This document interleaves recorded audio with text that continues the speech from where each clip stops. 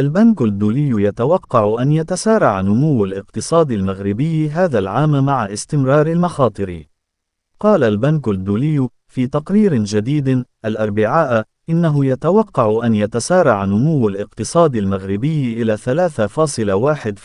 في 2023 بتوقعات بنمو 1.3% في 2022 بفضل انتعاش القطاع الزراعي. وأشار البنك في تقرير جديد عن المملكة إلى تعرض الاقتصاد المغربي العام الماضي لضغوط متزايدة بسبب تداخل صدمات سلاسل الإمداد وموجة جفاف وزيادة أسعار السلع.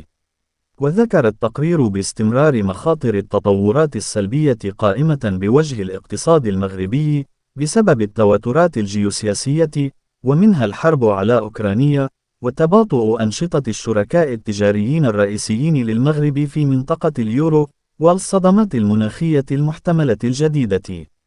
ويشير هذا التقرير إلى تراجع معدلات نمو إجمالي الناتج المحلي الحقيقي من 7.9% في 2021 إلى ما يقدر بنحو 1.2% في 2022، وفي الوقت نفسه ارتفع عجز الحساب الجاري من 2.3% إلى 4.1% من إجمالي الناتج المحلي. وأدت الحرب على أوكرانيا مع إعادة تنظيم سلاسل الإمداد العالمية إلى ارتفاع الأسعار في معظم أنحاء العالم، وبلغ معدل التضخم السنوي المغربي ذروته عند 8.3% في نهاية عام 2022. وحتى يتسنى التخفيف من آثار زيادة أسعار المواد الغذائية والطاقة على الأسر المعيشية، سجل التقرير اعتماد المغرب حزمة سياسات تضمنت تقديم دعم عام للمواد الغذائية الأساسية وعدم زيادة أسعار السلعة المنظمة.